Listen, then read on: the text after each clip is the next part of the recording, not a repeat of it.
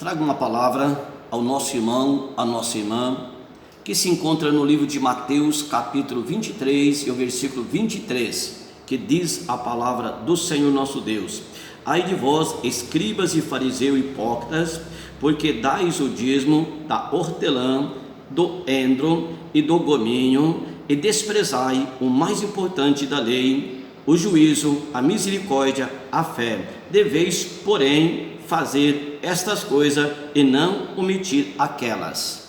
O Senhor Jesus estava censurando os fariseus, os escribas. Quem eram os escribas? Doutores da lei, aqueles que procuravam ensinar.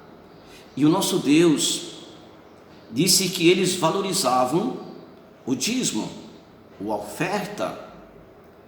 Isto é um mandamento divino, acredito eu.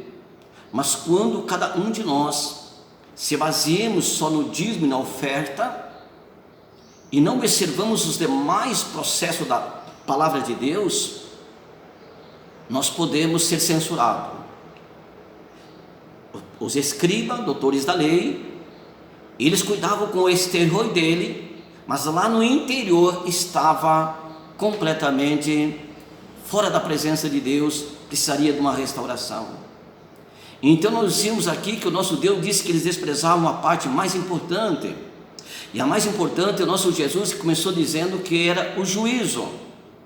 Eles tinham um culto a Deus irracional, não era um culto racional. Um culto racional, você compreende a mente de Deus e você quer fazer a vontade de Deus. Você entende que Deus não pode abençoar o homem segundo a vontade do homem, mas sim a vontade de Deus.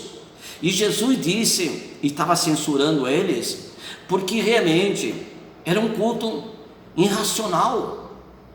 Eles não paravam para pensar, como uma pessoa que fala sem juízo, e que busca Deus sem juízo, e não tem reverência de um Deus que é santo. Quantas pessoas hoje nós vimos querendo até chegar a Jesus do seu modo, do seu jeito, de sua forma, mas o nosso Deus pode estar censurando. O nosso Deus deseja que cada um de nós lembre do juízo dele e do nosso juízo, a nossa avaliação. Que juízo nosso? É com a palavra do Senhor o compromisso. Nós temos que entender e compreender que não é porque somos dizimistas, porque somos ofertantes, que é mais fácil dizimar, ofertar, de que guardar o juízo, e que guardar os mandamentos de Deus, e até mesmo ser separado para Deus, e nós andar com Deus. Irmãos, quantas pessoas até acreditam que Deus vai abençoar, mas a sua vida, ela não é organizada em questão de ser diferente, de ter santidade, de ter uma reverência. Onde nós estamos com a nossa mente e com o nosso coração para esperar Deus vir fazer uma obra? Como que se comportamos perante Deus? Nós queremos sem um juízo? Nós queremos sem avaliar a palavra? Muitas vezes eu tenho expressado essa palavra, e o nosso Deus tem dito para cada um de nós que tem coisa que nós podemos fazer e tem coisa que não podemos fazer. Quando o nosso Deus fala de uma conversão, Ele fala de uma mudança de vida. O irmão concorda comigo, a irmã concorda comigo, que a maioria das pessoas querem Jesus, mas não tem conversão. Mas mesmo pode até dizimar, mas não há uma mudança, não há realmente uma decisão. E o nosso Deus, Ele pode reprovar, porque as nossas ações não são boas, não temos juízo. Muitas vezes pessoas servem a Deus como loucos. Por quê? Qual é o melhor tempo que nós temos para a nossa vida? Seria com Jesus, adorar Ele, ler Bíblia, ir para cá de oração. Mas geralmente o nosso melhor tempo, muitas vezes, é na frente de um celular, é na frente de uma TV, escutando, assistindo coisas abomináveis, ou até mesmo coisas que Deus reprova. e Deus quer nos abençoar. Mas o que temos fazendo? O que você assiste na TV? O que você assiste no celular? O que passa na sua mente é aprovado por Deus? Eu dou um exemplo.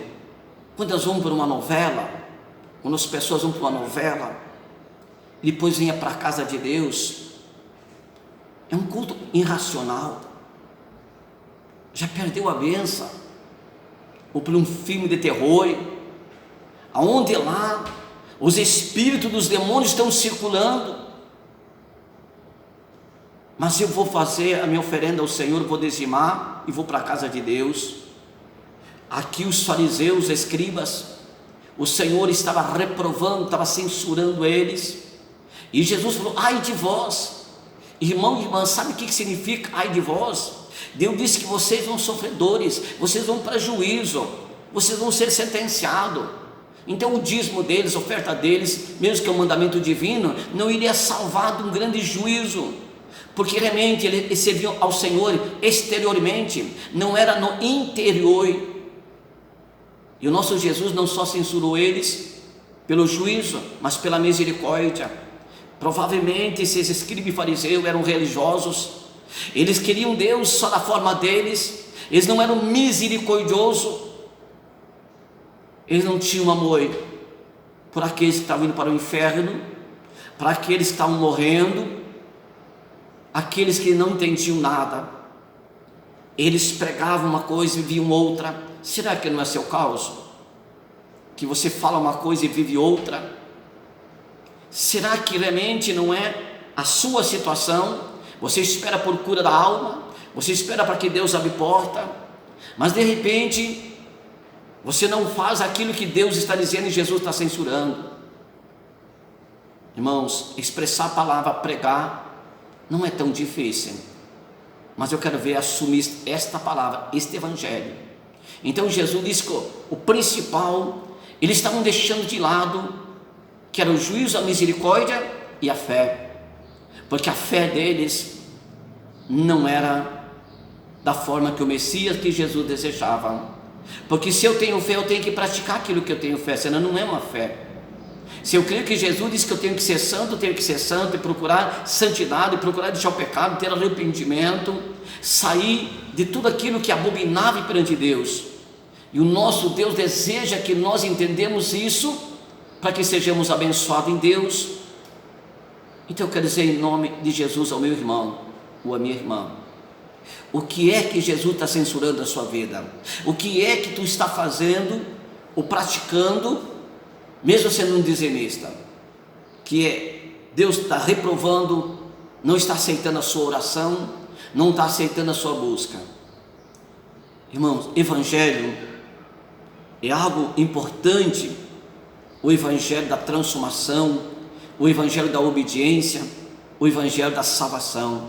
Então que Deus, o Senhor, possa nos abençoar e nós parar e analisar: será que estamos em uma profecia de ai de vós? O que se faz vai somar no dia final. Deus falou para nós através desse livro sagrado: tudo que plantamos nós vamos colher, e tudo que fizemos, o bem ou o mal, iremos prestar conta.